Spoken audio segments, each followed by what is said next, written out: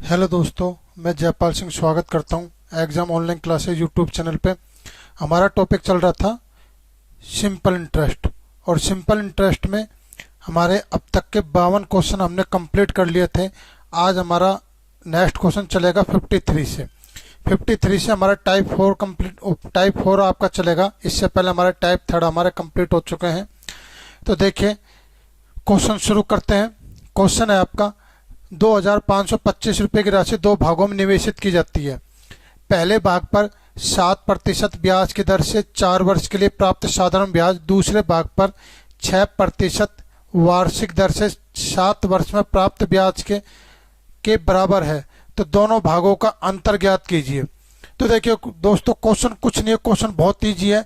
जो मैं अब तक जो तरीका फॉलो करता आया हूँ, आप उस तरीके से करोगे तो क्वेश्चन ज़्यादा से ज़्यादा 15 सेकंड का क्वेश्चन है ये। तो देखिए, हम शुरुआत करते हैं इसकी। सवाल में बोल रहे हैं आपसे कि दोनों का जो ब्याज है वो क्या, दोनों का ब्याज यहाँ पे, दोनों का ब्याज यहाँ पे क्या, दोनों का बराबर है। तो आपको कुछ नहीं करना, बस यहाँ पे दोनों का ब्याज को बराबर करना है। आपका सवाल ऑटोमेटिक सोल्व हो जाएगा। तो चलिए हम इन दोनों के ब्याज को बराबर करते हैं। तो देखिए, यहाँ पे सवाल शुरू करते हैं हम।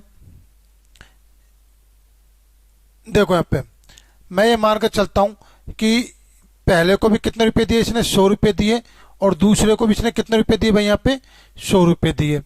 अब देखो, पहले को क्या कह रहा है ये, 7% की दर से 4 वर्ष के लिए। तो मुझे बताइए, 100 रुपये पर 7% की दर से 1 वर्ष का ब्याज कितना बन रहा है मेरा, 7 रुपये। तो 4 वर्ष का ब्याज कितना बनेगा भाई मेरे यहाँ पे, 4 वर्ष का ब्याज बनेगा आपका यहाँ पे 28 रुपये। फिर कह रहा है कि दूसरी कंडीशन में क्या कह रहा है ये, कि 6% की दर से 1 साल का ब्याज बनेगा आपका 6 रुपये। तो 7 वर्ष का कितना ब्याज बनेगा भाई आपका यहाँ पे, 7 वर्ष का ब्याज बनेगा आपका यहाँ पे 42 रुपये। ये कह रहा है आपसे। अब मुझे बताइए, अब आपसे सवाल में कह रहा है कि इन दोनों की क्या है, ब्याज यहाँ पे बराबर है। इन दोनों के ब्याज क्या कह रहा है यहाँ पे, ये बराबर कह रहा है। लेकिन क्या अपना ब्याज यहाँ पे बराबर आ रहा है? अपना ब्याज आ रहा है यहाँ पे 28 और 42 रुपये आ रहा है। तो क्यों ना मैं इन दोनों के ब्याज को बराबर कर दूं। तो मुझे पता है कि 28 और 42, इन दोनों का एलसीएम क्या होता है। बराबर करने का तरीका यही कि आप इनका एलसीएम ले लो। तो एलसीएम इनका कितना होता है, इनका एलसीएम आएगा आपके 84। तो क्यों ना सबसे पहले मैं इनको 84 बना दूं।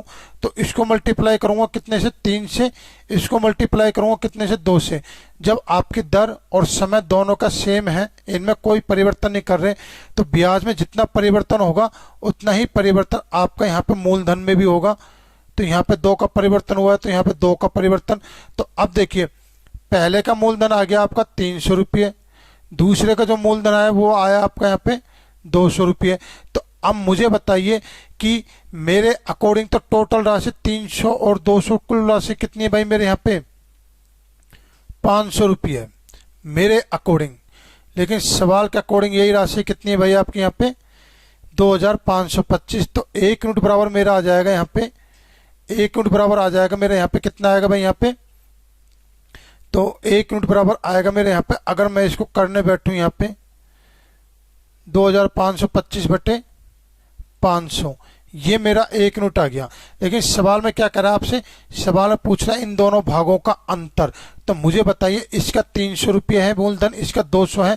तो इन दोनों का जो अंतर आएगा, अंतर कितने का आ रहा है भाई यहाँ पे, अंतर इन दोनों का कितने का आएगा आपका यहाँ पे, 100 का आएगा। तो बस आप इस 100 की वैल्यू को 1 यूनिट से गुना कर दो।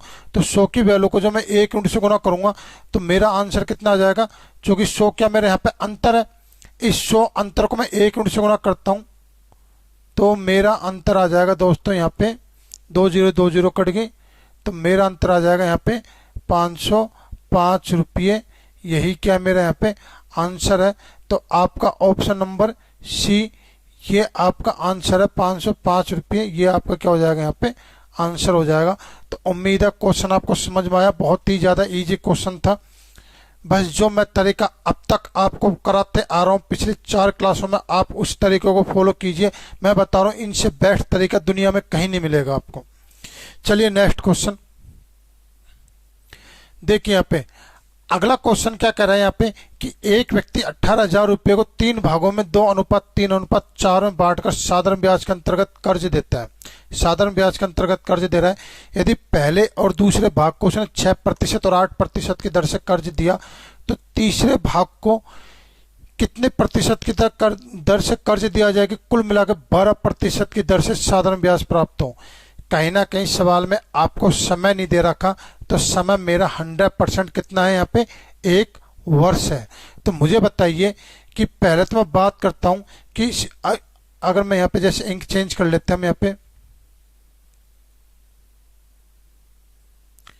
इंक चेंज कर लेते हैं 1 मिनट के लिए। देखो यहाँ पे मुझे बताइए 18,000 रुपये पर कुल मिला के कितना ब्याज दर से पैसा लेना चाहता? 12% की दर से 1 साल का ब्याज मेरा कितना बनेगा? तो आप 18,000 को आप 12% मतलब 12/100 से गुणा करोगे तो 2 जीरो से 2 जीरो कट गई, 12 अट्ठे 96, 9 12 कम 9, 12 कम 12 और 9 21। तो आपका जो कुल ब्याज वो पाना चाह रहा है 2,160 रुपये। ये है उसका कुल ब्याज। लेकिन वो कुल ब्याज किस तरह से पाना चाह रहा है कि पहले बंदे को तो देता है वो 2:3:4 में बांटकर ब्याज देता है, दूसरे को 3 के रेशो में ब्याज दे रहा है और तीसरे को 4 के रेशो में ब्याज दे रहा है। और कुल मिला के ये पैसा किसके बराबर है? आपका 18,000 रुपये के बराबर है। तो ये है आपकी कंडीशन। तो अब देखो यहाँ पे, अब पहले तो मैं ये देखूंगा कि जो 3 भागों में दे रहा है 2:3:4, तो इसके अंतर्गत कितनी कितनी राशि आ रही है? तो मुझे बताइए कि 2 और 3 और ये 4, 2 3 और 4, 7, 4 और 3 7 और 2 9, 9 ये किसके बराबर है भाई मेरे? यहाँ पे ये 18,000 के बराबर है। तो 1 यूनिट बराबर मेरा कितना आ जाएगा यहाँ पे? 1 यूनिट आ जाएगा आपका यहाँ पे कितना आ जाएगा? यहाँ पे 18,000 बटे 9 करोगे तो 1 यूनिट आएगा आपके यहाँ पे 2,000 आएगा। तो 1 यूनिट बराबर 2,000 आएगा। तो इससे गुणा करूंगा तो 4,000, मतलब पहले वाले को दे रहा है वो 4,000 रुपये, दूसरे वाले को 1 यूनिट से करूंगा मतलब 2,000 से गुणा करूंगा तो 6,000, तो दूसरे वालों को दे रहा है वो 6,000 रुपये और तीसरे वालों को 2,000 से गुणा करूंगा तो आएगा आपका 8,000, मतलब तीसरे वालों को दे रहा है वो 8,000 रुपये। तो अब देखो पहले वाले को जो उसने 4,000 रुपये दिए किस दर से दे रहा है? वो 6% की दर से दे रहा है। तो 1 साल का जो मेरा ब्याज बनता है वो कितना बनेगा आपका? यहाँ पे 1 साल का ब्याज बनेगा मेरा 240 रुपये। दूसरे वाले को वो 8% की दर से पैसा दे रहा है, तो 8% की दर से जो मेरा 1 साल का ब्याज बनेगा वो बनेगा आपका 480 रुपये। तो अब देखिए मुझे टोटल ब्याज चाहिए 2,160, जिसमें से 240 और 480 तो मुझे प्राप्त हो गए। तो मैं इससे कितना ब्याज लूंगा? तो देखो यहाँ पे कितना ब्याज लूंगा मैं यहाँ पे, तो 2,160 में से मैं 240 और 480 को घटाऊंगा, मतलब 240 और 480 ये मेरा किसके बराबर हो जाएगा? मेरा 720 के बराबर हो जाएगा। तो आप घटाओगे तो कितना आएगा? 0 4 और 21 में से 7 गए तो 14, तो मतलब तीसरे वाले से इसने कितना ब्याज प्राप्त किया? 1,440 रुपये इसने तीसरे वाले से प्राप्त किया है, 1,440 रुपये। तो अब देखो 8,000 रुपये पर X% की दर से 1,440 रुपये प्राप्त होता है, जब जाके इसका टोटल ब्याज 2,160 रुपये बनेगा। तो मुझे यही X% मुझे यहाँ पे ज्ञात करना है। तो देखो यहाँ पे 8,000 रुपये X% की दर से 1 साल में कितना ब्याज बन रही है? 1,440 रुपये बन रहा है। तो X% का मान आएगा मेरे यहाँ पे 1,440 बटे 8,000। और जैसे मैं यहाँ पे प्रतिशत को हटाऊंगा, यहाँ पे प्रतिशत को हटाऊंगा तो मेरा यहाँ पे 100 से गुणा हो जाएगा। तो 2 जीरो से 2 जीरो कट गया, 8 से 8 कट गया, तो 8 एकम 8 और 8 8 64। तो मेरा जो ब्याज बनेगा वो बनेगा मेरा यहाँ पे दोस्तों कितना बनेगा? मेरे यहाँ पे 18% मेरा यहाँ पे ये टोटल ब्याज आ जाएगा 18%। तो उम्मीद है क्वेश्चन आपको समझ में आया। क्वेश्चन थोड़ा सा टिपिकल था, क्योंकि क्वेश्चन काफ़ी लंबा क्वेश्चन था, तो इतनी कैलकुलेशन आपको करनी ही पड़ेगी यहाँ पे, इसका इससे शॉर्टकट मेथड कोई नहीं है। चलिए नेक्स्ट क्वेश्चन। एक व्यक्ति अपने दो पुत्रों जो कि 14 वर्ष और 16 वर्ष के हैं के खातों में 3900 रुपये इस प्रकार जमा करता है कि जब वे 18 वर्ष के हो जाएं तब उन्हें बराबर राशि प्राप्त हो। बराबर राशि, तो इसका मतलब जो यहाँ पे ये बराबर राशि कह रहा है ना, ये जो यहाँ पे ये बराबर राशि कह रहा है दोस्तों, ये बराबर राशि एक्चुअल में दोनों का क्या कह रहा है यहाँ पे, ये मिश्र धन दोनों का बराबर करना है। दोनों का मिश्र धन बराबर करना है। आपसे सवाल ये कह रहा है कि दोनों का आप मिश्र धन बराबर करिए, ये है आपका। तो अब देखो दोनों का मिश्र धन बराबर करना है आपको। अब देखो यहाँ पे 14 वर्ष और 16 वर्ष, मतलब छोटे वाले को लगते हैं 4 वर्ष और बड़े वाले को लगते हैं यहाँ पे 2 वर्ष। टोटल राशि आपकी 3900 रुपये। मैं मानता हूं कि छोटे वाले को कितना रुपये दे रही है,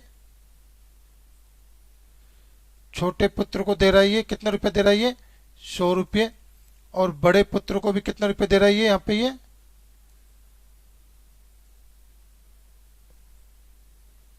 100 रुपये। अब देखो यहाँ पे छोटे वाले के 18 साल की उम्र तक देना है, तो 18 साल की उम्र तक फिलहाल 14 वर्ष का है, तो कितने समय के लिए देंगे इसको, 4 वर्ष के लिए जमा होगा। इसका किस दर से जमा होगा, 10% की दर से। तो 10% की दर से 1 साल का ब्याज 10 रुपये, तो 4 वर्ष का ब्याज कितना हो जाएगा मेरे यहाँ पे, 40 रुपये। बड़े वाले की अगर मैं बात करूं तो बड़ा वाला फिलहाल यहाँ पे 16 वर्ष का है, तो उसका पैसा जमा होगा मात्र और मात्र 2 वर्ष के लिए 10% की दर से। तो 1 साल का ब्याज मेरा 10 रुपये, तो 2 साल का ब्याज मेरा कितना हो गया यहाँ पे, 20 रुपये हो गया। तो अब देखिए यहाँ पे ब्याज 40 और 100, तो टोटल जो इसका मिश्र धन होगा, ये तो क्या है भाई आपका प्रिंसिपल है, ये क्या आपका यहाँ पे प्रिंसिपल है। और एसआई कितना है भाई मेरे यहाँ पे, एसआई मेरा 40 है, और यहाँ पे एसआई कितना है भाई मेरे यहाँ पे 20 है।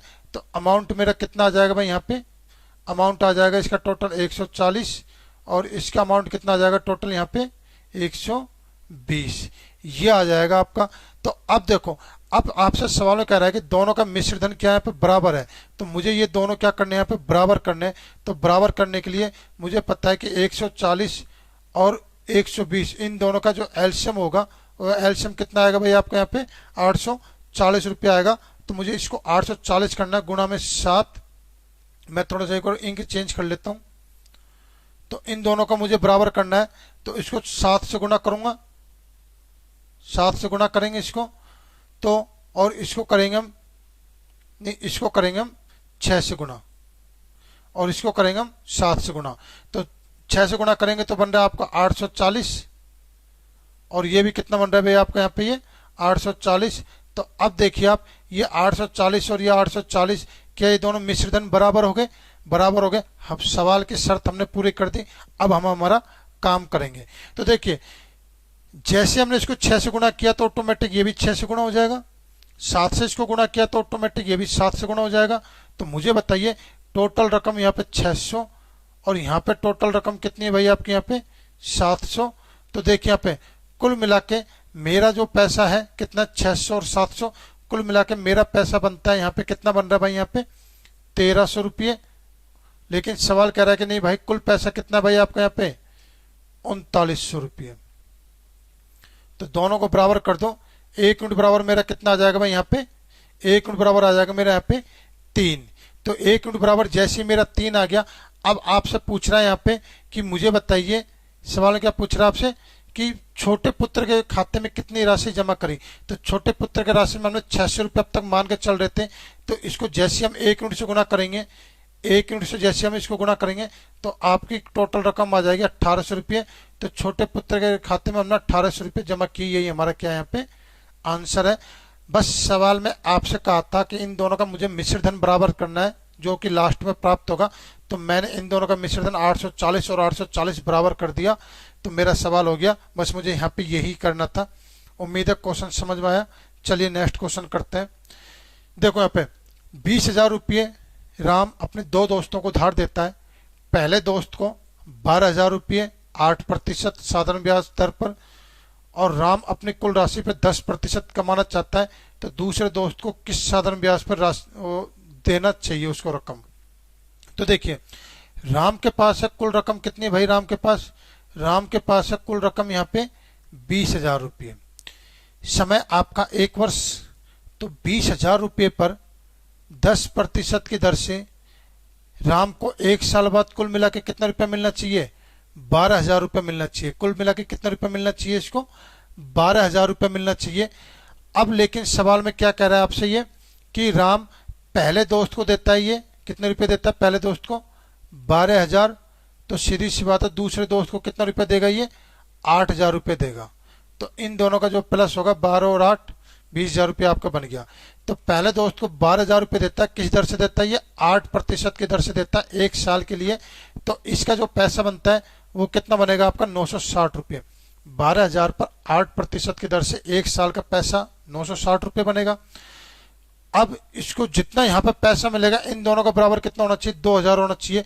तो मुझे बताइए कि दूसरे वाले को कितना पैसा मिलेगा 1 साल बाद, जब पहले वाले को 960 मिल गया, कुल पैसा 2,000 मिल रहा है, तो दूसरे वाले को कितना मिलेगा भाई यहाँ पे, 1,040 ही मिलेगा। 8,000 रुपये पर 1,040 मिलेगा। किस दर से मिलेगा, माना कि x% की दर से मिलेगा। तो इस x% की वैल्यू निकालते हम, 8,000 रुपये पर x% की दर से पैसा बनता है आपका 1,040 रुपये। तो आपको x की वैल्यू निकालनी है, तो x की वैल्यू निकालेंगे हम, 1,040 बटे 8,000 गुणा में 100, 2 जीरो से 2 जीरो कट गई, 1 जीरो से 1 जीरो कट गई। तो आपका आंसर आएगा यहाँ पे कितना आ जाएगा, 13 अट्ठे 104। तो आपका आंसर आ जाएगा यहाँ पे 13 अट्ठे 104, 13%। देखो दोस्तों, ये था आपका प्रतिशत के तरीके से जो बेसिक तरीका था। आप चाहो तो इसको मिश्रण से भी कर सकते थे। चलिए मैं आपको मिश्रण से करके बताता हूँ, और जल्दी क्वेश्चन हो जाएगा आपका ये। तो देखिए यहाँ पे मिश्रण से करते हैं हम इस सवाल को।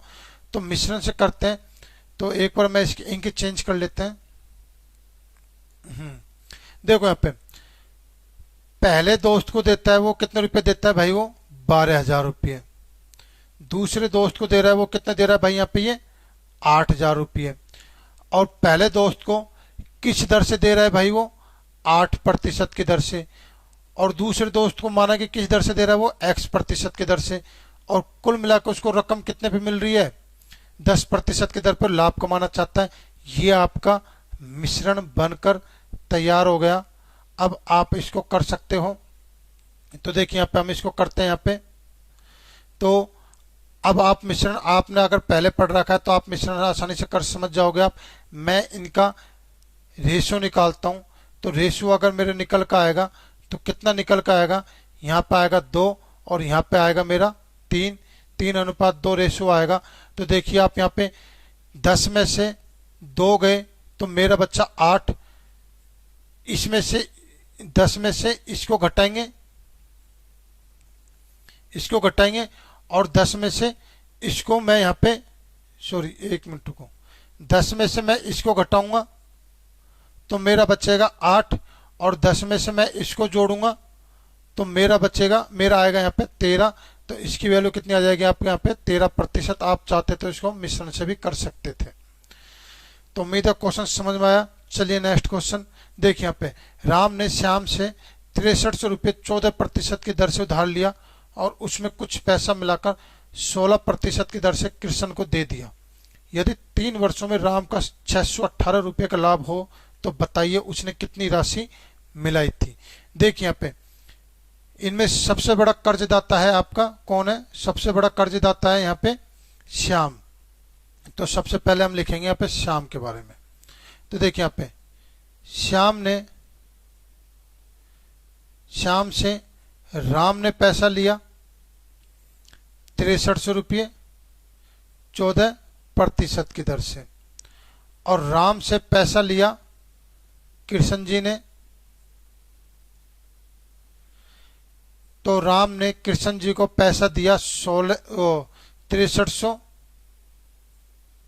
में, माना कि x रुपये मिला के दिया और 16% की दर से दिया। तो इस हेरा फेरी में राम को लाभ हुआ, कितने का लाभ हुआ भाई यहाँ पे, 618 रुपये का लाभ हुआ। तो आपसे पूछ रहा है कि ये जो एक्स मिला है ना, ये कितना रुपया मिलाया था, आपसे ये पूछ रहा है यहाँ पे। तो देखिए दोस्तों, अगर आप इसको बेसिक तरीके से करना चाहो तो वैसे भी कर सकते हैं हम इसको, कि 6300 प्लस एक्स, ये क्या है आपका टोटल मिश्र मूलधन है 16% की दर से। समय आपको यहाँ पे 3 वर्ष दे रखा है, समय आपको 3 वर्ष दे रखा है, तो इतने मूलधन पर 16% की दर से 1 साल का ब्याज, तो 3 साल का ब्याज बनता है आपका ये, गुणा में बट्टे में 100, तो आप यहाँ पे प्रतिशत को हटा दोगे, अगर बट्टे में 100 लिखोगे, माइनस 6300 रुपये पर 14% की दर से 3 साल का ब्याज जो बनेगा, इन दोनों का अंतर आएगा आपका 618। तो अब आपकी ये इक्वेशन आ जाएगी, तो आप यहाँ पे काटोगे पीटोगे, तो जो यहाँ पे x की वैल्यू आएगी वो आएगी आपके यहाँ पे 500। थोड़ा सा काटना पीटना पड़ेगा, क्योंकि मैं खुद कह रहा हूँ कि इसमें आपको टाइम लगेगा। बेसिक तरीका था ये, मैं आपको इसकी एक शॉर्ट ट्रिक बताता हूँ जो आप आसानी से जल्दी कर लोगे ऐसे सवालों को, क्योंकि इसमें तो बहुत टाइम लग जाएगा इसको कैलकुलेशन करने के लिए, और मैं खुद इतनी कैलकुलेशन करने का आदी नहीं हूँ। तो मैं आपसे खुद कहूँगा कि आप ऐसी कैलकुलेशन ना करें, आपको जो तरीका दूसरा बता रहा हूँ आप उसको फॉलो करिए। देखिए यहाँ पे दूसरा तरीका अगर हम देखते हैं यहाँ पे, तो क्या होगा यहाँ पे, तो देखो यहाँ पे मुझे बताइए, समय आपका 3 वर्ष, तो 3 वर्ष में राम को 618 रुपये का लाभ हुआ, मतलब राम ने 3 वर्ष में 618 रुपये का लाभ, मतलब ये क्या है, इसने ब्याज कमाया, ठीक है ना। तो 3 वर्ष का 618 का, तो मुझे बताइए कि 1 वर्ष का कितना होगा, 1 वर्ष का ब्याज कितना हो जाएगा भाई यहाँ पे, 618 बटे 3, तो आपका आएगा यहाँ पे 206 रुपये। 206 रुपये ये इसका 1 वर्ष का ब्याज है, ठीक है ना दोस्तों, ये चीज क्लियर। अब देखो यहाँ पे, अब अगर राम इसमें कुछ पैसा नहीं मिलाता, अगर राम इसमें कुछ भी पैसा नहीं मिलाता, तो राम को सिर्फ और सिर्फ कितने का फायदा होता, मैं यहाँ पे लिख देता हूं, राम यदि कुछ भी राशि नहीं मिलाता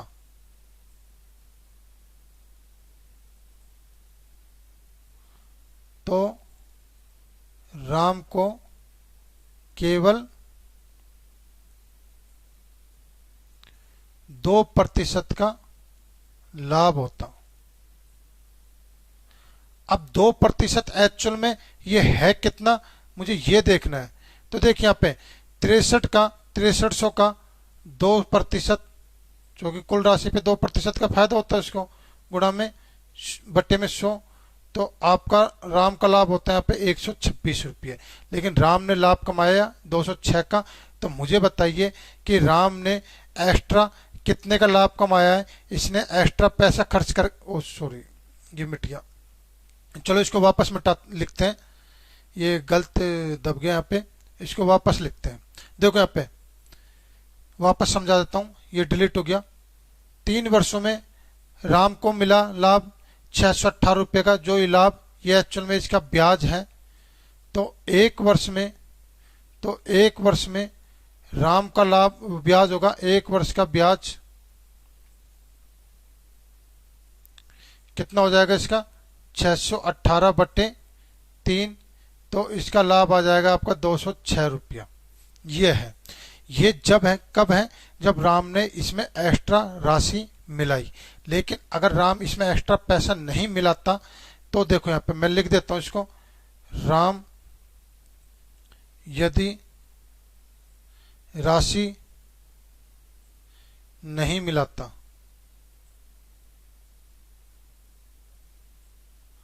तो राम को केवल 16% माइनस का 14% बराबर 2% का ब्याज मिलता।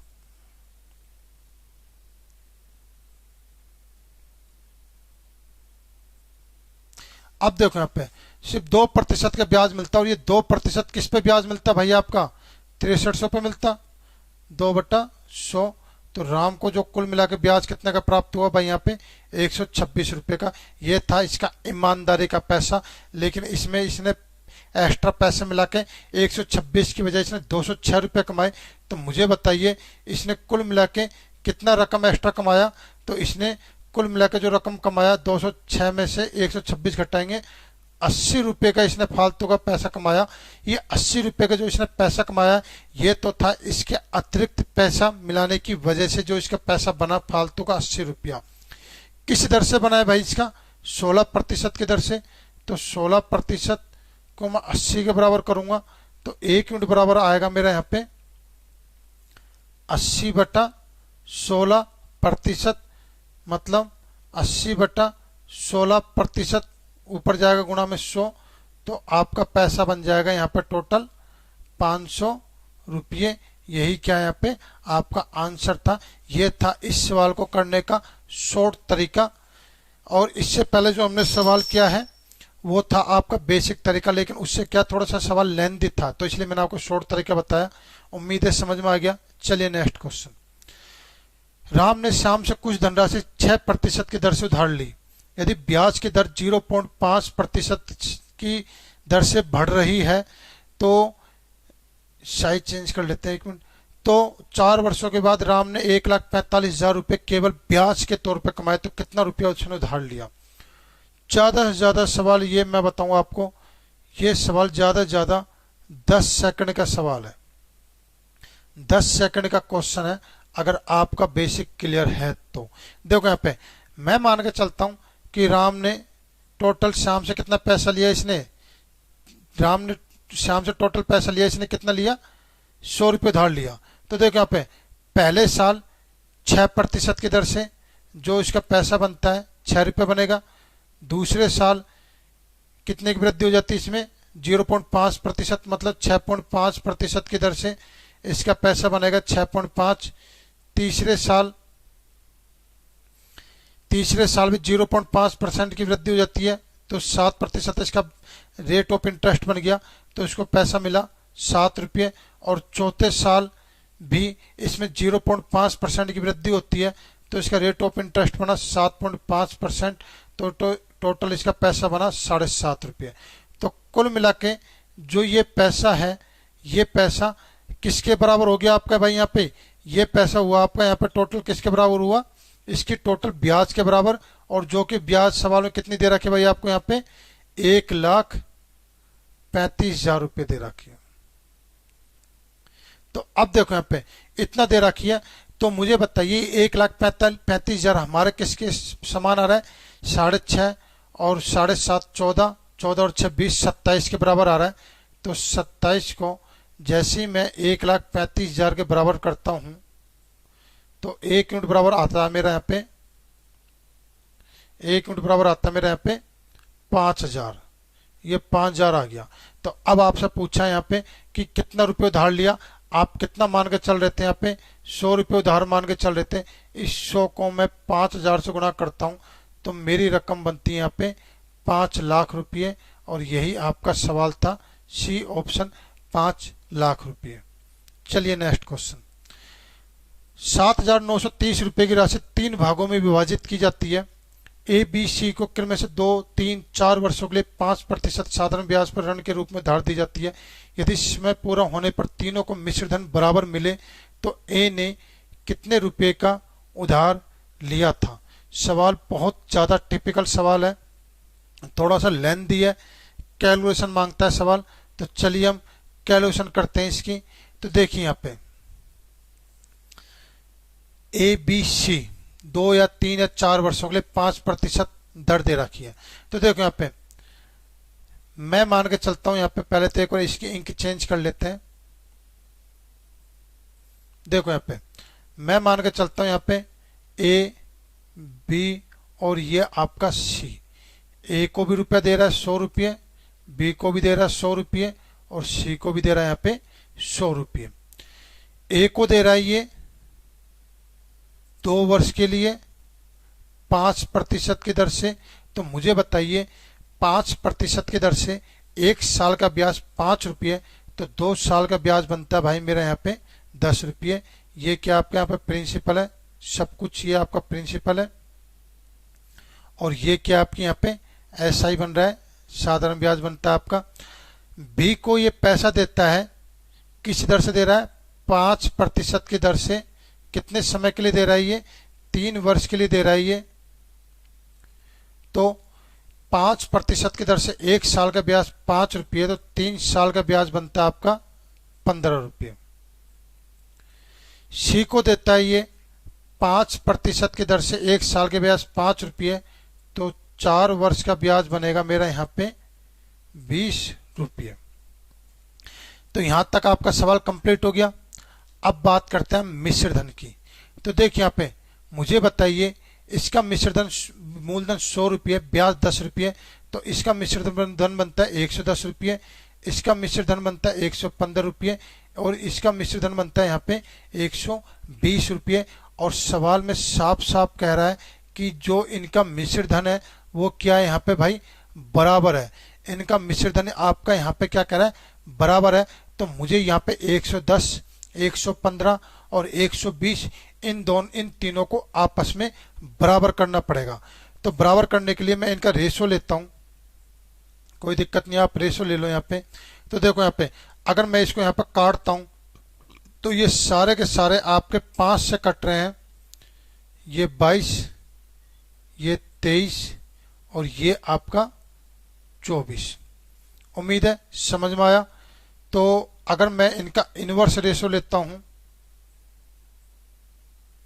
इनवर्स रेशो लेता हूं मैं यहाँ पे, या फिर आप एक काम करो, इसको छोड़ो, आप ऊपर ही चले जाओ।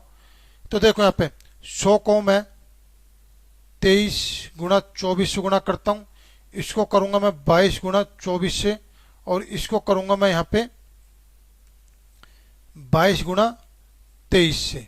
तो मुझे बताइए, देखो यहाँ पे 100, 23, 24, 100, 22, 23, हाँ सही है।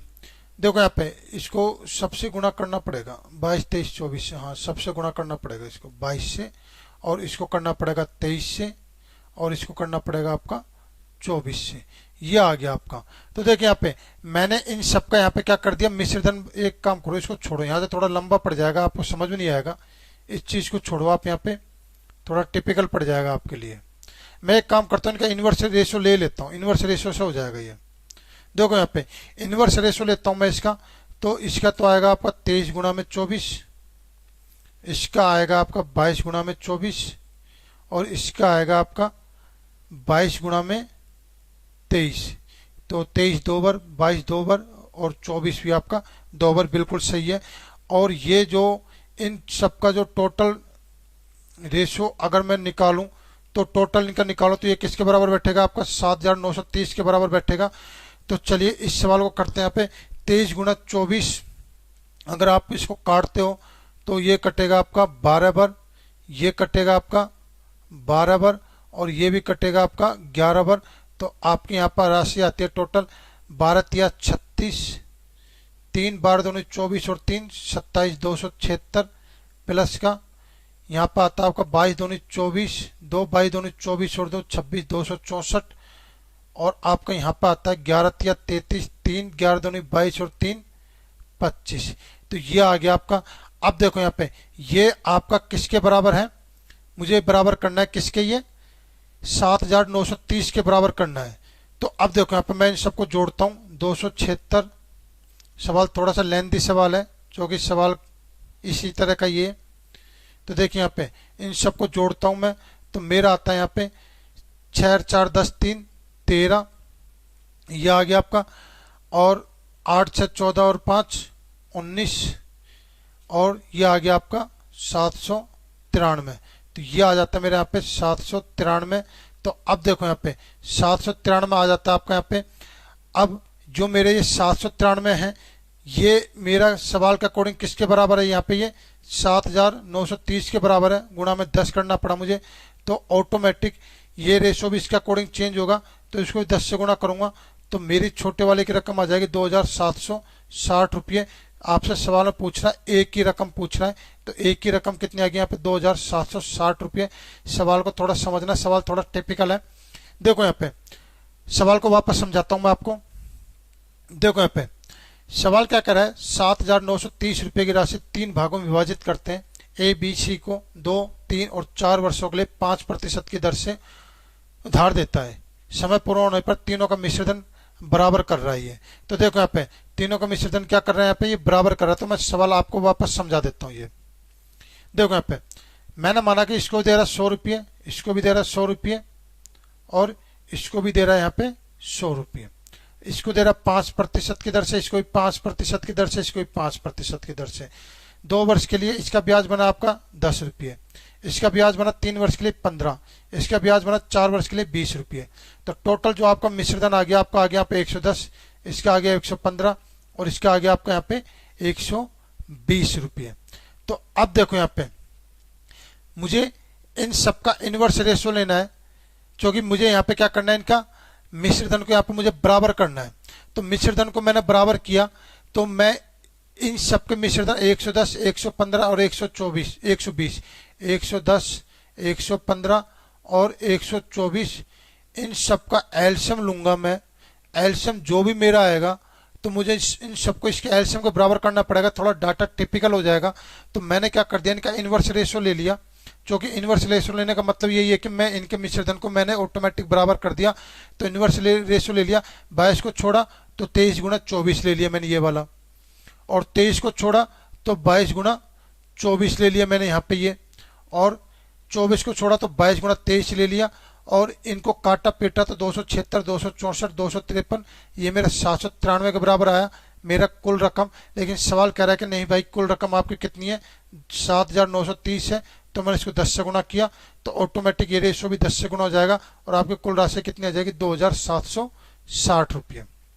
अगला क्वेश्चन, एक आदमी एक बैंक से 10% वार्षिक साधारण ब्याज की दर से 12,000 रुपये की सावधि खाते में जमा करता है, लेकिन 3 वर्ष बाद वह अपनी जरूरतों के लिए पूरी धनराशि बैंक से निकाल लेता है, जिस पर बैंक कम ब्याज दर प्रदान करता है। यदि वह 5 वर्ष के अंत में मिलने वाली धनराशि से 3,320 रुपये कम प्राप्त करता है तो बैंक द्वारा दी जाने वाली ब्याज दर ज्ञात कीजिए। इसमें आपके शायद ऑप्शन नहीं लिखे गए हैं, तो ऑप्शन कोई दिक्कत नहीं, मैं ऑप्शन बता देता हूं आपको। ऑप्शन शायद मेरे पास होंगे यहाँ पे, तो ऑप्शन मैं आपको यहाँ पे लिख देता हूं। यहाँ पे ऑप्शन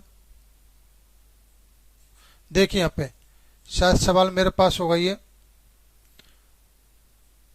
हाँ, ऑप्शन है आपका पहला 7/5/9%। दूसरा ऑप्शन है आपका 7/4/9%। तीसरा ऑप्शन है आपका 7/8/9%। चौथा ऑप्शन है आपका 8/7/9%। ये आपका सवाल है। अब देखो यहाँ पे इस सवाल को हमको करना है। तो इस सवाल में क्या कह रहा है कि एक आदमी 5 वर्ष के लिए पैसा जमा करता है साधारण ब्याज की दर से, मतलब बैंक उसको जो इंटरेस्ट दे रहा है उसी के पैसे पर साधारण ब्याज की दर से देता है। लेकिन उसको कुछ प्रॉब्लम होती है और उसको सारा पैसा 3 वर्ष बाद ही निकाल लेता है वो। तो अब बैंक कहीं ना कहीं जो उसको रेट ऑफ इंटरेस्ट दे रही थी, कहीं ना कहीं उसको रेट ऑफ इंटरेस्ट में उसमें कमी करेगी। तो इस वजह से जो उसका टोटल जो पैसा है वो पैसा कितना कम हो जाता है, उसका पैसा कम हो जाता है 3,320 रुपये उसका पैसा कम हो जाता है। तो अब कह रहा है कि बताइए बैंक ने उसको किस दर से पैसा वापस लौटाया था। तो अब देखो यहाँ पे 10% की दर से 12,000 रुपये पर 5 वर्ष में कितना पैसा मिलता है भाई उसको। अगर मैं बात करूं यहाँ पे 12,000 रुपये पर 5% की दर से, नहीं सॉरी, आपके सवाल में कह रहा है 10%। सवाल क्या कर रहा है आपसे यहाँ पे, ये 10% कह रहा है। तो इसको थोड़ा सा मिटा लेते हैं एक बार, क्योंकि सवाल में आपका क्या यहाँ पे 10% है, 5% नहीं है। तो देखिए यहाँ पे 10% की दर से कितने साल के लिए कह रहा है सवाल आपसे ये, 5 साल के लिए, 5 वर्ष के लिए तो 12,000 रुपये पे 10% की दर से 1 साल का ब्याज बनता है 1,200 रुपये। तो 5 साल का ब्याज बनेगा आपका यहाँ पे 6,000 रुपये।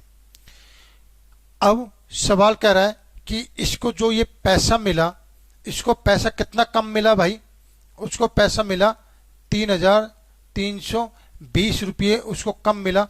तो 6,000 में से 3,320 रुपये अगर मैं कम करता हूं, मतलब उसको मिलना था 6,000 रुपये 5 वर्ष के लिए, लेकिन 3 वर्ष में ही उसने पैसा अपना सारा निकाल लिया, तो उसको इतने रुपये कम मिले।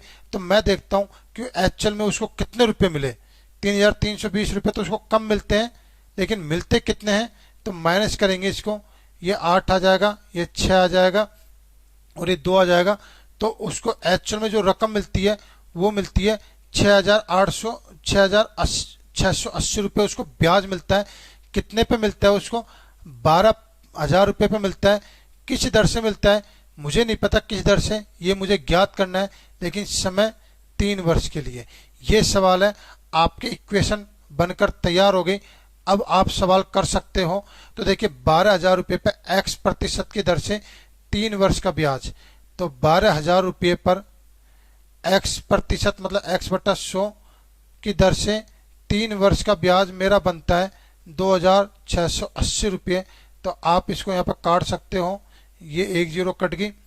अब आप अगर इसको काटोगे तो चलिए काटते हैं। कुछ कट रहा है इसमें, इसमें कुछ नहीं कट रहा, कोई भी राशि नहीं कट रही। चलो सिंपल तरीका ले लेते हैं, 2 से काटते हैं 6, इसको 2 से काटते हैं 1 3 4, और इसको 2 से काटते हैं 3, और इसको 2 से काटते हैं 6 और 67। तो अब देखिए यहाँ पे, अब x की वैल्यू अगर आप निकालोगे तो x की वैल्यू आएगी आपके यहाँ पे 67/3 × 3 9, ये आ जाएगी आपकी। अब आप इसमें भाग दोगे, 9 7 63 और 4 बचेगा बटे 9%। तो आपका आंसर आ जाएगा यहाँ पे ऑप्शन नंबर बी, ये आपका आंसर है। तो उम्मीद है क्वेश्चन समझ में आया, अच्छा क्वेश्चन था। ठीक है दोस्तों, चलिए नेक्स्ट क्वेश्चन करते हैं। 7500 रुपये को 2 भागों में इस प्रकार बांटा जाता है कि पहले भाग पर 5% ब्याज दर पर 4 वर्षों के लिए साधारण ब्याज, दूसरे भाग पर 3% ब्याज की दर पर 5 वर्षों के लिए साधारण ब्याज की 2 गुनी है। तो पहली राशि जो 5% की दर पर लगाई गई है उसका मान क्या होगा। दोस्तों क्वेश्चन ज़्यादा से ज़्यादा मैं आपको बताऊं 10 से 15 सेकंड का सवाल है, ये 15 सेकंड का क्वेश्चन है। तो चलिए इस क्वेश्चन को करते हैं हम। तो देखिए यहाँ पे क्वेश्चन करते हैं हम। 7500 रुपये, मैं मान के चलता हूं यहाँ पे कि पहले भाग पर भी कितने रुपए दे रही है, 100 रुपये दे रहा है, और दूसरे भाग पर भी कितने रुपए दे रही है, 100 रुपये दे रहा है। ठीक है ना दोस्तों। अब देखो यहाँ पे 5% की दर से 1 साल का ब्याज 5 रुपये, तो 4 वर्ष का ब्याज बनता है मेरे यहाँ पे 20 रुपये। इस पर दूसरे भाग पर 3% की दर से 1 साल का ब्याज बनता है 3 रुपये, तो 5 वर्ष का ब्याज बनेगा मेरे यहाँ पे 15 रुपये। अब कह रहा है यहाँ पे कि जो पहले पर जो ब्याज मिली है ना मुझे, पहले पर जो ब्याज मिली है मुझे, मतलब पहले पर जो मुझे ब्याज मिली है ना, और जो दूसरे पर जो मुझे ब्याज मिली है, तो दूसरे पर जो ब्याज मिली है ना, जो दूसरे पर जो ब्याज मिली है इसका 2 गुना मतलब पहले ब्याज का 2 गुना दूसरे के ब्याज के बराबर है। सवाल नहीं, दूसरे ब्याज का 2 गुना, सॉरी, दूसरे ब्याज का 2 गुना पहले ब्याज के बराबर है। मतलब पहले ब्याज पर दूसरे पर जितना ब्याज मिला है ना उसका 2 गुना पहले पर मिला है।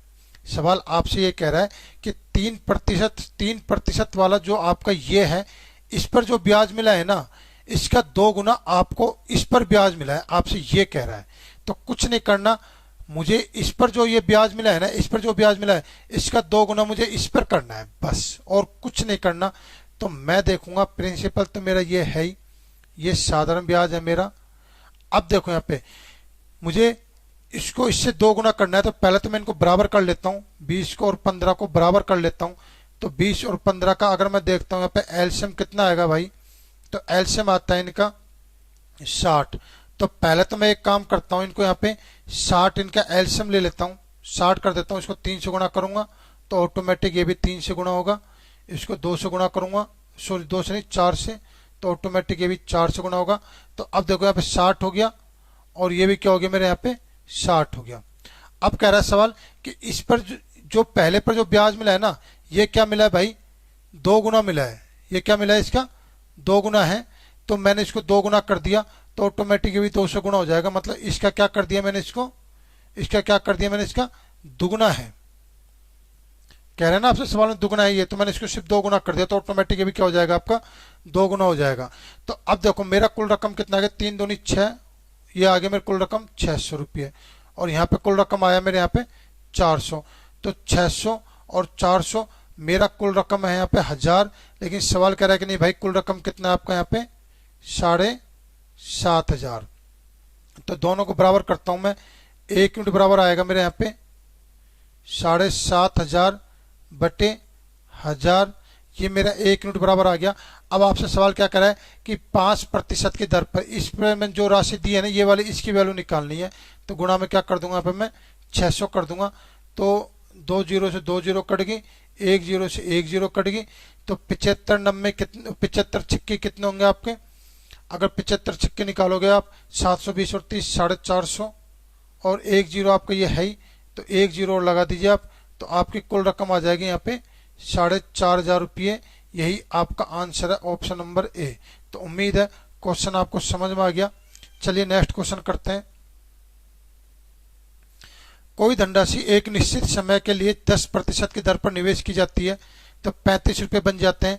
वही धनराशि उतने ही समय के लिए 8% पर निवेश की जाए तो 30 रुपये बन जाते हैं। तो समावधि ज्ञात कीजिए। सवाल बहुत अच्छा सवाल है। इसके बाद शायद एक और सवाल होगा, ऐसा ही सवाल है, हाँ ये भी ऐसा ही है। तो देखिए यहाँ पे सवाल करते हैं। तो इससे पहले मैं आपको एक चीज समझा देता हूं। यहाँ पे देखो, यहाँ पे यदि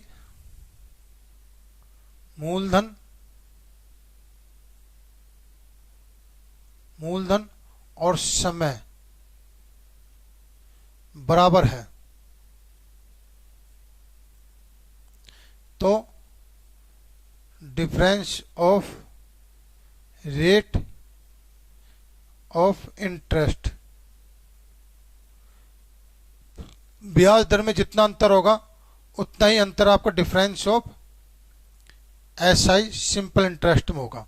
कैसे होगा देखिए, यहाँ पे आपने 100 रुपये का लोन लिया, 100 रुपये का लोन लिया आपने HDFC बैंक से, तो उसने दिया आपको 10% की दर से।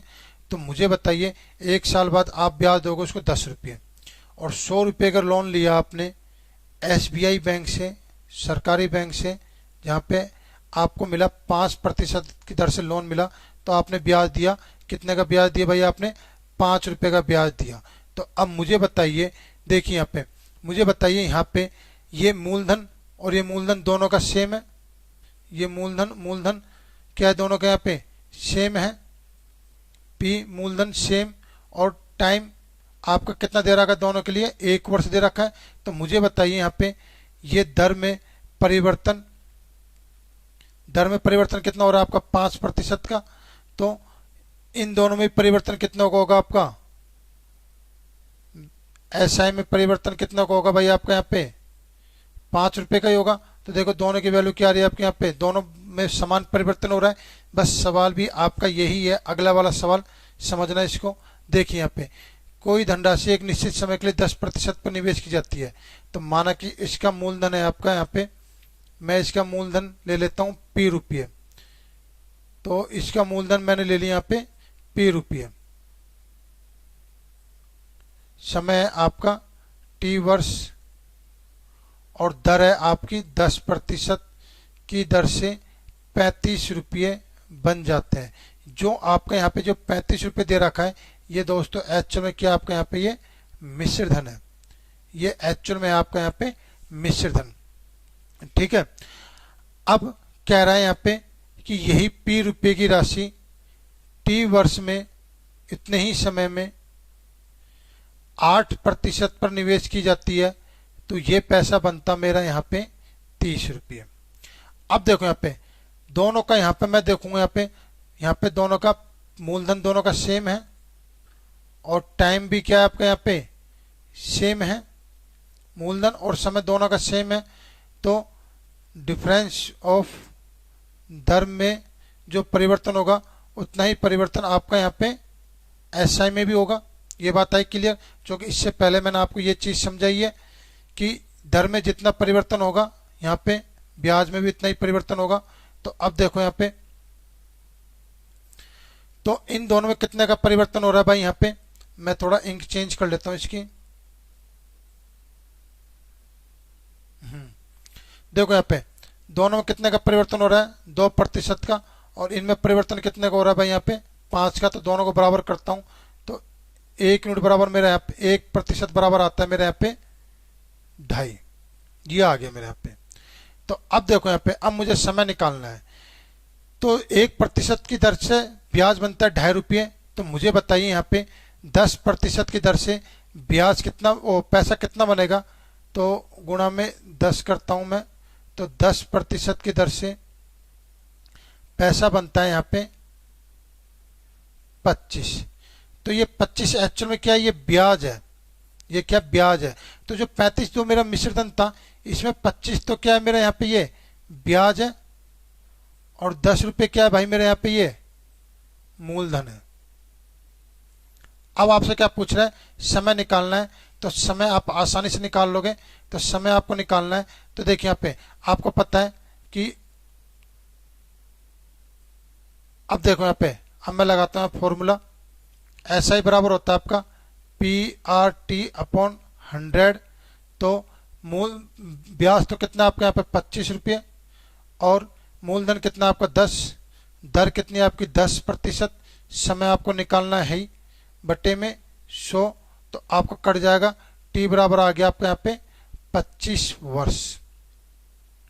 ये आ गया आपका यहाँ पे टी बराबर कितना आ गया आपका यहाँ पे ये 25 वर्ष। आपका आंसर आ गया 25 वर्ष। दूसरे से भी अगर आप निकालना चाहो तो दूसरे से भी आपका समय इतना ही आएगा 25 वर्ष। मैं आपको समझा देता हूँ। देखिए यहाँ पे 1% बराबर 2.5। तो मुझे बताइए, मैं इसको 8 से गुणा करता हूँ तो मेरा बनता 8%। तो ऑटोमेटिक ये भी 8 से गुणा होगा यहाँ पे।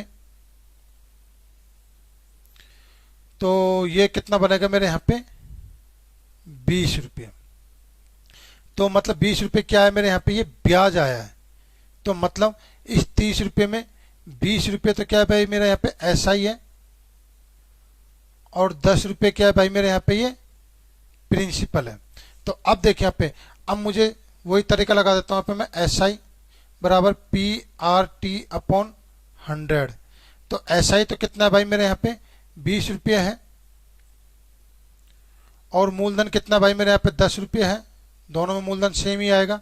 दर कितनी यहाँ पे 8 है और समय कितना आपका यहाँ पे निकालना है बटे में 100। तो इसको इससे काटूंगा 10 आ जाएगा। तो और ये कितना आ जाएगा 200 हो जाएगा। 200 में 8 का भाग दूंगा तो टी बराबर कितना आ जाएगा आपका 200 बटे 8 बराबर कितना आ जाएगा आपका यहाँ पे 25 वर्ष। ये आपका टी आ गया। तो आपने देखा कि समय आपका यहाँ भी 25 आ रहा है और यहाँ भी 25 आ रहा है। आप चाहो तो 10% की दर से भी आंसर निकालो तो भी 25 आएगा।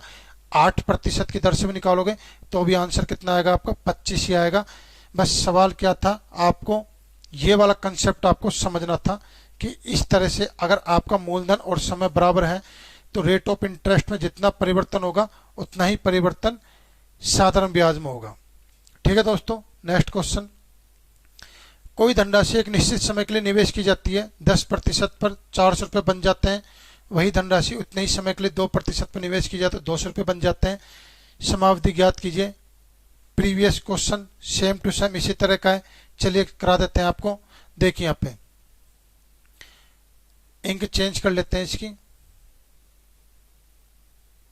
हाँ देखो यहाँ पे, माना कि आपका मूलधन कितना है यहाँ पे P रुपये है और समय है आपका T वर्ष और दर है आपकी कितनी है भाई यहाँ पे 10% और पैसा बनता है आपका 400 रुपये। ये एक्चुअल में 400 जो है ये क्या है दोस्तों आपका यहाँ पे मिश्र धन है। सवाल के शब्दों को समझना। ये क्या आपका यहाँ पे ये मिश्र धन है। अब देखो यहाँ पे यही पी रुपया उतने ही समय में मतलब टी वर्ष में कितने 2% की दर से कितना पैसा बन रहा है भाई आपका, यहाँ पे ये 200 रुपये बन रहा है। ये आपका ये 200 रुपये बन गया।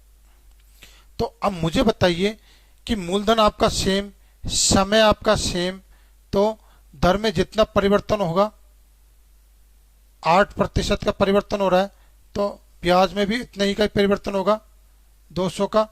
तो दोनों का परिवर्तन सेम है, तो बराबर कर दो इनको। मैं देखूंगा यहाँ पे 1 यूनिट बराबर मेरा कितना आ गया भाई आपके यहाँ पे 1 यूनिट बराबर आ जाता है आपके यहाँ पे 25, ये आ जाता है। आपको समय निकालना है, समय 10% के अनुसार निकाल लो या 8% के अनुसार, दोनों के अनुसार आप निकालोगे समय सेम होगा, समय सेम आएगा, मतलब आंसर क्या आएगा आपका सेम आएगा। मैं निकालता हूं इसको 10% के अकॉर्डिंग निकालेंगे हम इसको, 10% को लेकर चलता हूं मैं। तो देखिए यहाँ पे 1 यूनिट बराबर, या फिर मैं कह सकता हूं यहाँ पे कि इसको मिटाता हूं मैं, 1 यूनिट नहीं लेते, इसको लेंगे हम 1%, इसको लेता हूं मैं यहाँ पे 1%, जो कि आप वहां पे प्रतिशत लेके चल रहे हो ना, तो मैं इसको लेता हूं यहाँ पे 1%।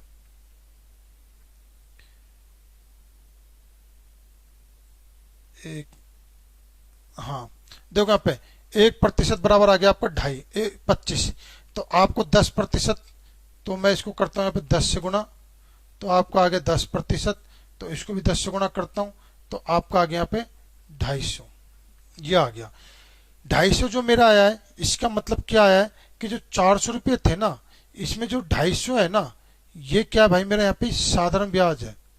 बाकी जो बच्चा आपका 150, ये क्या भाई मेरे यहाँ पे मूलधन है। ये है सवाल। तो अब आपको समय निकालना है, तो आपको पता है SI बराबर कितना होता है आपका PRT बटे 100। तो साधारण ब्याज है आपका 250 रुपये, मूलधन है आपका 150 और दर है आपकी 10%। समय तो आपको निकालना ही है बटे में 100। तो कुछ कट पिट रहा है, चलो काट पीट लेते हैं, इंक चेंज कर लेते हैं इसकी। 1 0 से 1 0 कट गया इसका, ये 2 0 कट गई। अब आपका बचता है यहाँ पे टी बराबर बचता है आपका यहाँ पे 250 बटे 15, तो 5 तिया 15 और ये 50, तो 50 में आप 5 तिया 15 50, हाँ 50 में आप 3 का भाग दोगे, तो आपका आएगा यहाँ पे 16 सही 2/3 वर्ष। ये आपका यहाँ पे आंसर आ जाएगा बी ऑप्शन, ये आपका यहाँ पे आंसर है। दोस्तों आप इसको, मैंने इसको किया 10% का कोडिंग किया है, आप चाहते तो इसको 8% का कोडिंग भी इसका आंसर ला सकते थे, 8% से भी ये हो जाएगा। तो 8% नहीं सॉरी 2%, 2% है ना यहाँ पे, ये 2% है, 2% का कोडिंग भी ये आ जाएगा। तो उम्मीद है क्वेश्चन समझ में आ गया। चलिए नेक्स्ट क्वेश्चन और लास्ट क्वेश्चन इस क्लास का देखिए। यहाँ पे 10,000 रुपये की राशि का कुछ भाग 8% की ब्याज दर से और शेष भाग 10% से की दर से उधार दिया जाता है। उसकी औसत वार्षिक दर 9.2% है। तो दोनों भाग कितने होंगे? सिंपल सा क्वेश्चन है, आप इसमें कुछ मत करो, मिश्रण लगा दो, मिश्रण से जल्दी से क्वेश्चन आ जाएगा। तो देखिए यहाँ पे कुछ भाग, मतलब पहला भाग तो दे रहा है 8% की दर से और दूसरा भाग दे रहा है 10% की दर से, और टोटल जो एवरेज है वो कितना लेके चल रहा है भाई यहाँ पे, ये 9.2%। ये क्या लेके चल रहा है यहाँ पे? एवरेज लेके चल रहा है। तो अब देखो यहाँ पे ये पहला भाग, ये दूसरा भाग हो गया। तो पहले भाग पर तो रेट ऑफ इंटरेस्ट ले रहा है 8% और दूसरे भाग पर रेट ऑफ इंटरेस्ट ले रहा है 10% और औसत वार्षिक दर है आपकी 9.2%। तो अगर मैं इनका मिश्रण लेता हूं और यहां से मेरा रेशो निकल कर आएगा तो रेशियो निकल के आता है यहाँ पे आपका, ये आएगा आपका 0.8% और ये आएगा आपका 1.2%। तो आप इसको रेशियो लोगे तो आपका रेशियो आएगा 2:3, ये रेशियो आ गया। तो अब मुझे बताइए कि मेरे अकॉर्डिंग तो टोटल जो रकम होगी पहले वाले के लिए तो होगी टोटल रकम 2 रुपये और दूसरे वाले के लिए रकम होगी मेरी यहाँ पे टोटल 3 रुपये। तो कुल मिला के जो मेरी रकम है वो होगी मेरी 5 रुपये। लेकिन सवाल में यही रकम कितनी दे रखी है भाई आपको, यहाँ पे 10,000 दे रखी है। तो 1 यूनिट बराबर कितना आ गया मेरे यहाँ पे, 1 यूनिट बराबर आता है मेरे यहाँ पे 2,000 आता है। अब आपसे सवाल में कह रहा है कि दोनों का भाग ज्ञात कीजिए। जैसे मेरे हाथ में 1 यूनिट आ गया, अब निकाल लो कि 1 यूनिट को मैं इससे गुणा करता हूं तो मेरा आ जाता है यहाँ पे 4,000 रुपये। ये था मेरा पहले वाले के लिए भाग, पहले वाले के लिए आ गया मेरे 4,000 रुपये और दूसरे वाले को भी मैं 1 यूनिट मतलब 2,000 से गुणा करता हूँ, मेरा आ गया 6,000 रुपये। ये है मेरा दूसरे वाले का भाग। तो 4,000 और 6,000 सिर्फ और सिर्फ एक ही ऑप्शन दिख रहा है मुझे, ये वाला। तो उम्मीद है आपका आंसर आ जाएगा पहला। तो उम्मीद है क्वेश्चन आपको समझ में आए। इसके बाद भी शायद देखते हैं कोई क्वेश्चन है कि नहीं है। इसके बाद अब कोई क्वेश्चन नहीं है, आपके क्वेश्चन कंप्लीट हो गए। अभी आपका सिंपल इंटरेस्ट, अभी आपका सिंपल इंटरेस्ट खत्म नहीं हुआ। अभी सिंपल इंटरेस्ट अभी आपका खत्म नहीं हुआ, ये चलेगा आपका, अभी कंटिन्यू चलेगा। मैं आपको इतने सारे क्वेश्चन कराए सिंपल इंटरेस्ट के, शायद ही इतने क्वेश्चन आपको किसी भी क्लास में मिले होंगे। अभी तो मेरे 64 क्वेश्चन खत्म हुए हैं, 64 क्वेश्चन खत्म हुए और अभी भी आपका सिंपल इंटरेस्ट कंटिन्यू चल रहा है। तो सोचो अभी मैं कितने क्वेश्चन कराऊंगा। आपके जितनी भी वैरायटी के क्वेश्चन बनते हैं इंटरेस्ट में, साधारण ब्याज हो क्या चक्रवृद्धि ब्याज हो, और इसके अलावा कोई से भी मैथ का कोई सा भी टॉपिक हो, जितने भी आपके वैरायटी के सवाल बनते हैं मैं यहाँ पे सारे सवाल कराऊंगा। जब तक आपके रेलवे के सारे एग्जाम नहीं हो जाते, जब तक मैं कम से कम नहीं तो यहाँ पे आपको 2,000 से ज़्यादा क्वेश्चन कंप्लीट करा दूंगा। 2,000 से 2,500 के बीच में आपको क्वेश्चन करा दूंगा, शायद इससे भी ज़्यादा क्वेश्चन करा दूंगा आपको मैं। तो उम्मीद है क्लास आपको अच्छी लगी, कंसेप्ट आपको समझ में आया। नहीं आया तो एक और वापस देख रहा हूँ उन क्वेश्चनों को जिनमें आपको प्रॉब्लम आई, जो कि क्वेश्चन में आपको यहाँ पे सारी वैरायटी के लेकर आया हूँ। ये नहीं कि जो क्वेश्चन में आपको अच्छी तरह समझा सकता था वही क्वेश्चन लेकर आया हूँ। ऐसे क्वेश्चन भी मैंने आपके सामने कराए हैं जो थोड़े टिपिकल थे, समझाने में दिक्कत आती है और समझने में दिक्कत आती है, लेकिन फिर भी मैंने आपको कराए ताकि आप जो ये वीडियो देख रहे हो आपको सारे सवालों की वैरायटी के बारे में पता चल सके। तो उम्मीद है दोस्तों सेशन अच्छा लगा, समझ में आ रहा है। तो मिलते हैं फिर अगली क्लास में। तो आपको अगर क्लास अच्छी लगती है तो इस चैनल को सब्सक्राइब करना और शेयर करना अपने दोस्तों को, और लाइक करो क्या मत करो पर कमेंट जरूर करना कि अच्छा बुरा जो भी लगता है। ठीक है दोस्तों, गुड बाय, जय हिंद,